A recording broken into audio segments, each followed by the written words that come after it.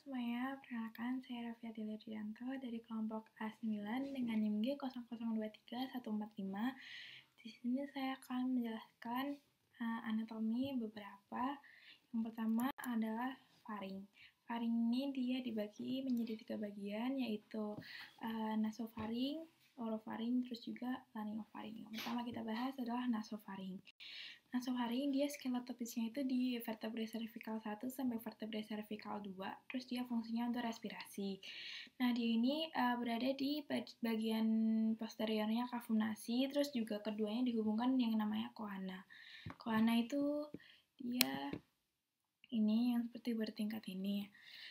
Terus yang kedua ada bangunan opte atau ostium pharyngeum tuba auditiva eustachi, yaitu ini menghubungkan nasofaring dengan kavitas timpanika telinga. Terus ada tonsilla pharyngea atau adenoid. Ini, nah dia itu terletak di membrana mukosa dinding posteriornya nasofaring. Terus juga pembesaran dari ini bangunan ini dia itu dapat mengobstruksi aliran udara hidung dan mempengaruhi pertumbuhan wajah. Nah, dia itu namanya, nanti kalau pembesaran namanya hipertrofi adenoid. Terus juga tonsila ini dia itu banyak terlihat pada anak-anak dan akan mengecil saat pubertas. Terus yang ketiga ada yang namanya torus tubarius. Torus tubarius itu dia di bagian posterior dan superiornya opte. Ini kan opte berarti superior inferior, superior posterior ini. Terus ada yang namanya torus levatorius, yaitu di sebelah inferiornya opte yang dibentuk oleh musculus levator vellipalatini. Nah, dia itu untuk levatorius di sini. Terus habis itu ada yang namanya recessus pharyngeus, yaitu terletak di torus tubarius dan memanjang ke atas sampai atap faring. Dia di posteriornya torus tubarius dan memanjang ke atas sampai atap faring. Ini. Terus jaringan limfoid yang kadang-kadang terdapat di membrana mukosa di recessus pharyngeus ini disebut sebagai tonsilla tubaria. Lanjut kita bahas orofaring. Nah, dia itu skeletopisnya vertebrae cervical 2 sampai vertebrae cervical 3, fungsinya untuk proses pencernaan. Nah, dia ini merupakan bagian faring yang terletak di bagian belakang cavum oris. Terus keduanya itu dia dipisahkan oleh isthmus faucium. Terus ada arcus palatoglossus. Nah, ini suatu pelipatan mukosa di anteriornya fossa tonsillaris membentang dari palatum mole hingga tepi lingua, terus terbentuk karena adanya desakan dari musculus palatoglossus. Terus arcus palatopharyngeus ini dia suatu pelipatan mukosa di posteriornya fossa tonsillaris. Dia membentang dari palatum mole hingga dinding lateral faring, terus terbentuk karena adanya desakan dari musculus palatopharyngeus. Next, fossa tonsillaris. Nah, dia ini cekungan di antara arcus palatoglossus dan arcus palatopharyngeus. Terus fossa tonsillaris ini ditempati oleh tonsilla palatina. Terus ada vallecula epiglotica. Nah, dia ini tempat tertampungnya benda tumpul yang tertelan. Terus ada laryngofaring, dia skeletopisnya vertebrae cervical 3 sampai vertebrae cervical 5. Itu ada yang namanya fossa piriformis, dia itu terletak di kanan dan kiri bagian laryngofaring. Fungsinya untuk menampung benda tajam yang tertelan. Tapi kalau yang benda tumpul, dia itu kita udah bahas di orofaring tadi, dia akan tertampung di vallecula epiglotica pada orofaring.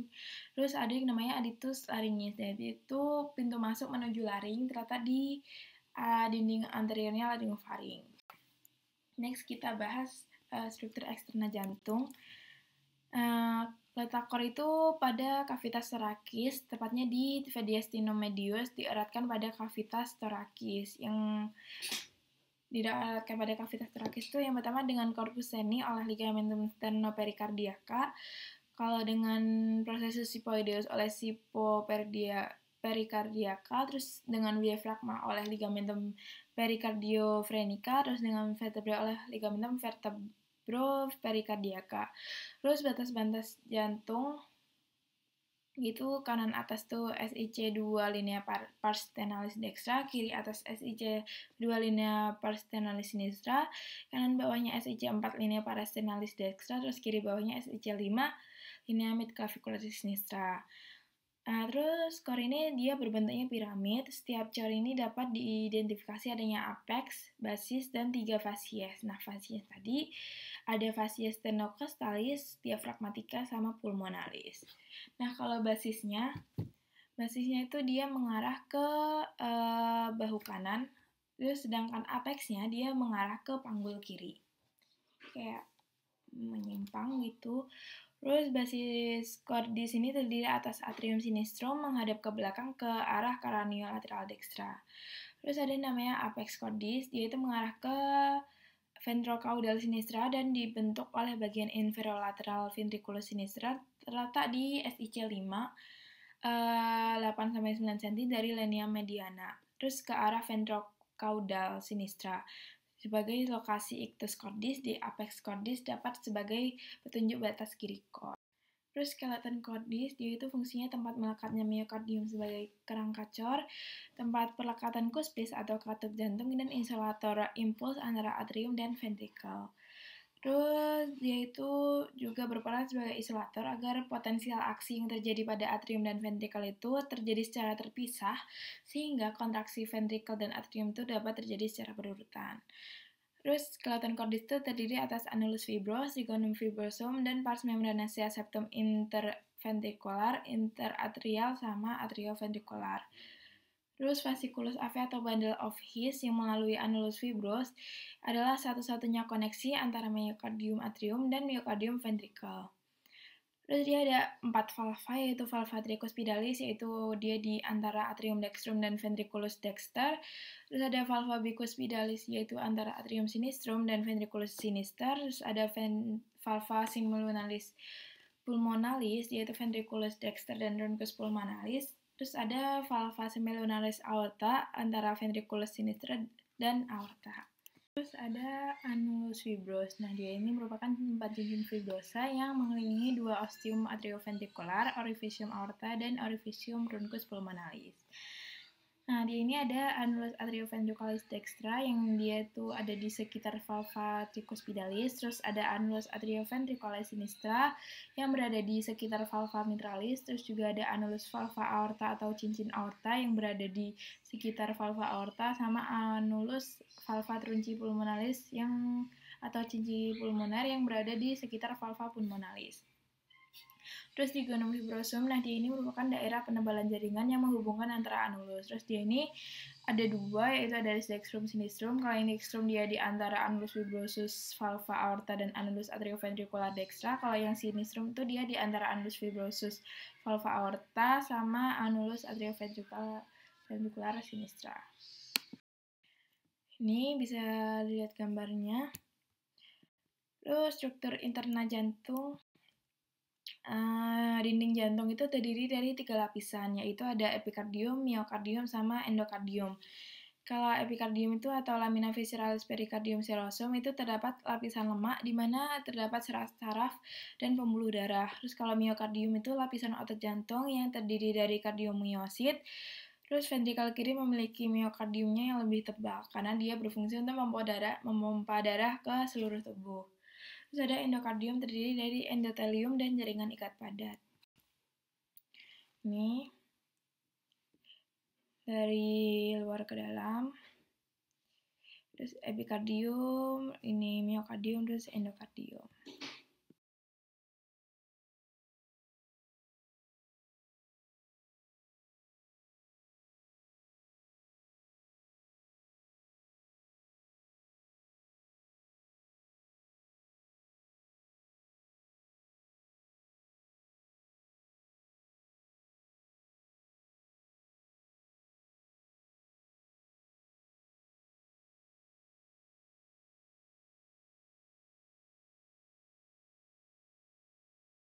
Terus ada atrium dexter, nah dia itu terdapat sebuah sekat antara atrium dextrum dan sinistrum, yaitu septum interatrial.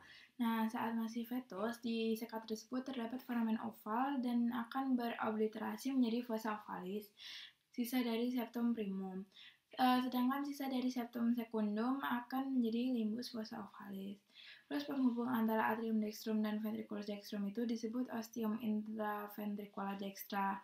Nah, struktur ini akan dibatasi oleh atrioventricular dextra atau valva decuspitalis yang terdiri dari 3 valvula, yaitu anterior, posterior, dan septal. Nah, ini ketutupan. Terus tiap valvula akan dihubungkan dengan musculus papillaris di ventricle dexter dan chorda tendineae. Terus muaranya itu dia vena cava superior melalui ostium vena cava superior, ada vena cava inferior melalui vena cava inferior yang terdapat valvula Eustachi. Valvula ini tidak dapat menutup ostium dengan sempurna. Terus ada sinus coronarius melalui ostium sinus coronari yang terdapat valvula Tebesi. Itu valvula ini tidak dapat menutup ostium dengan sempurna juga. Dan ada vena cordis minima melalui foramina venarum minarum. Nah, ini jalan dari vena jantung yang lebih kecil untuk masuk ke atrium dextrum. Terus ada ventricle dexter yang dia ini terdiri dari ruangan permukaan kasar yang tersusun atas trabecula karena atau rigi-rigi yang terdiri dari 3 macam, yaitu 1 musculus papillaris yang melekat pada dinding ventrikel melalui basisnya. Bagian puncaknya dihubungkan oleh chorda tendineae ke valvula tricuspidalis. Terus ada trabecula septomarginalis yang menyelangi rongga ventrikel dari septum ke dinding anterior dan membawa fasciculus atrioventricularis crus dextrum atau bundle of His, sehingga juga ikut berperan dalam sistem konduksi jantung. Terus yang ketiga ada rigi biasa yang menonjol pada permukaan dalam.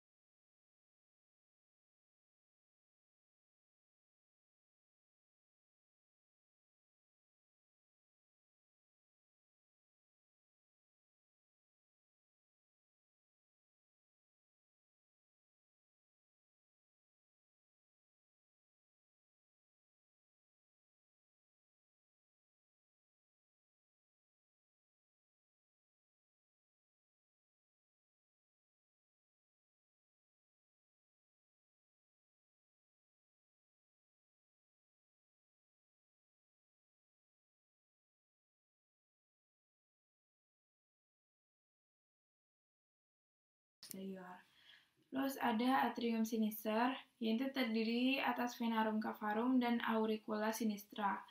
Jadi ini ostium arteri vena sinistrum menghubungkan dengan ventriculus sinistrum. Terus ada fossa ovalis dan valvular foraminis oval. Terus dia dimuarai oleh 2 buah vena pulmonalis dextra, 1 buah vena pulmonalis sinistra superior, sama 1 buah vena pulmonalis sinistra inferior. Terus ada ventricle sinister, dia ini bagian ventriculus sinister yang mendekati aorta yang disebut vestibulum aorta. Terus myocardium ventricle kiri ini dia lebih tebal dibanding kanan karena fungsinya dia itu memompa melawan tekanan tinggi yaitu ke seluruh tubuh. Terus pembentuk apex cordis, terus myocardiumnya lebih tebal dibanding yang lain. Vestibulum aorta sama ostium aorta yang menghubungkan dengan aorta, terus sama musculus papillaris yaitu chorda tendineae. Terus ada mekanisme pembukaan dan penutupan katup jantung. Kedua sisi jantung itu secara simultan memompa darah dalam jumlah setara. Volume darah miskin O2 yang dipompa ventricle dextra ke paru segera menjadi sama dengan volume darah kaya O2 yang dipompa ventricle sinistra ke jaringan. Sirkulasi paru itu tekanan dan resistensinya rendah, sirkulasi sistemiknya tekanan dan resistensi tinggi.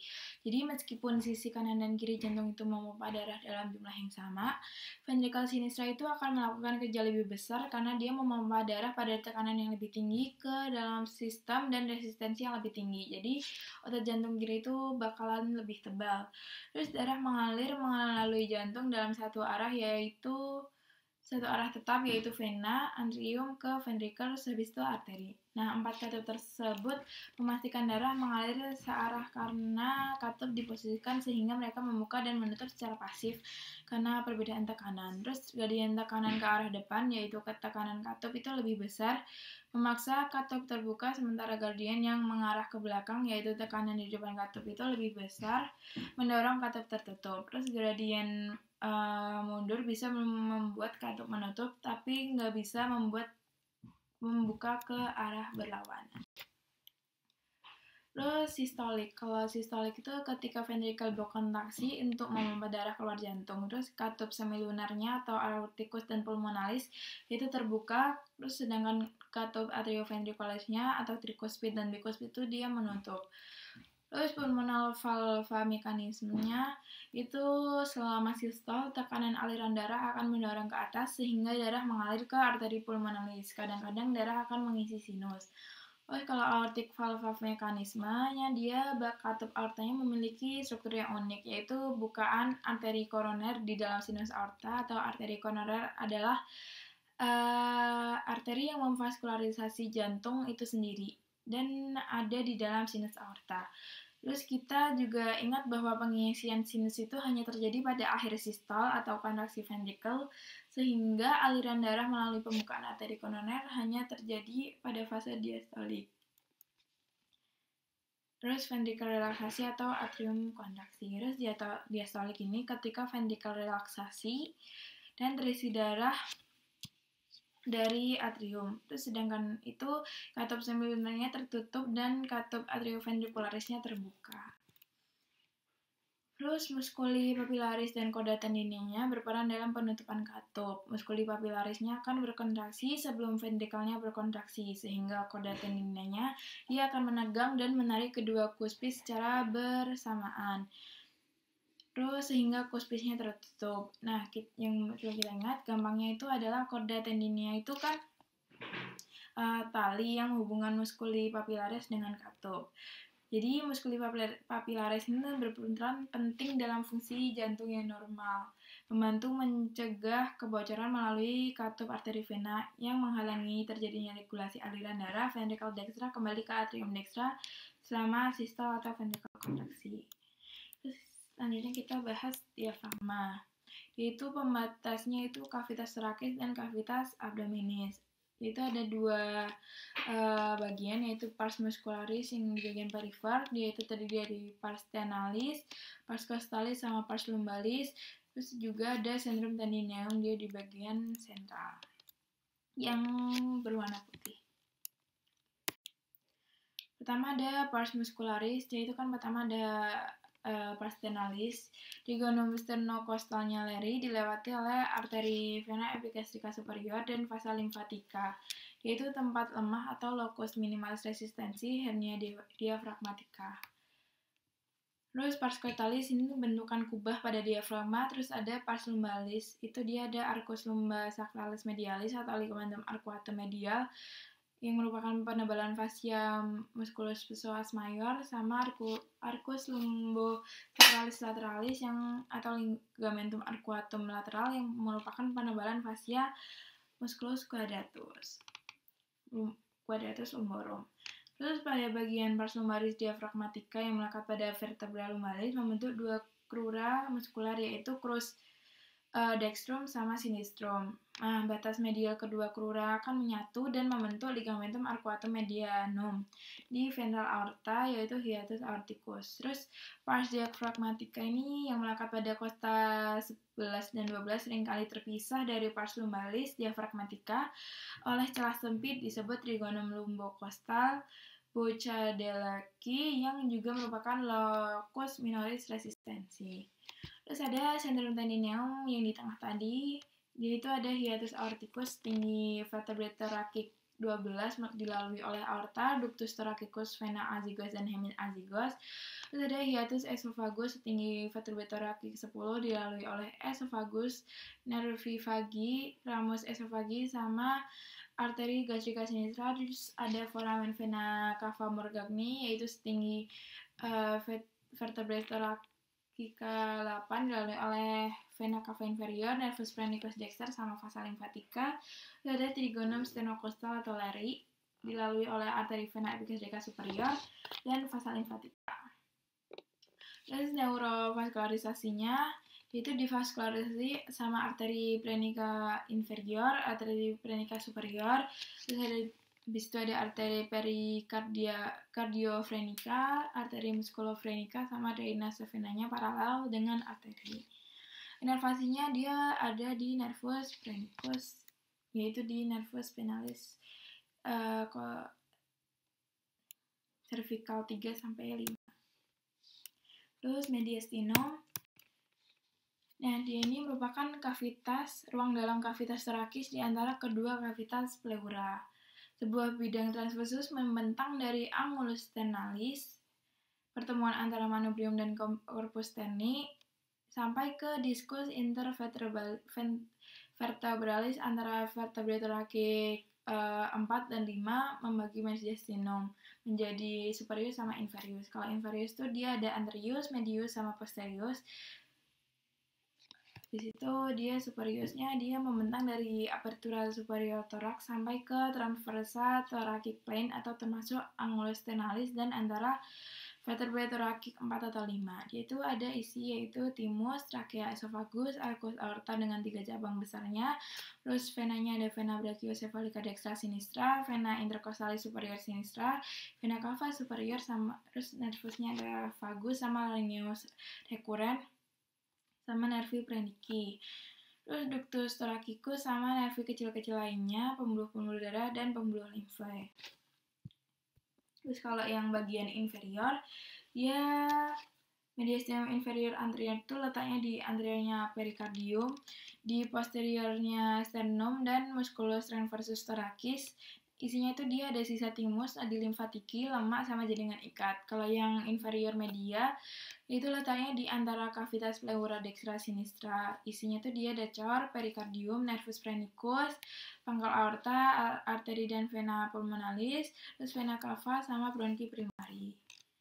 Terus kalau yang inferior posterior, letaknya di posteriornya perikardium, di antara pleura mediastinalis. Terus isinya itu dia ada esophagus, aorta thoracica, vena azygos dan hemiazygos, ductus thoracicus, nervus vagus, truncus stigmaticus, sama nervus pancicus. Sekian dari saya. Terima kasih.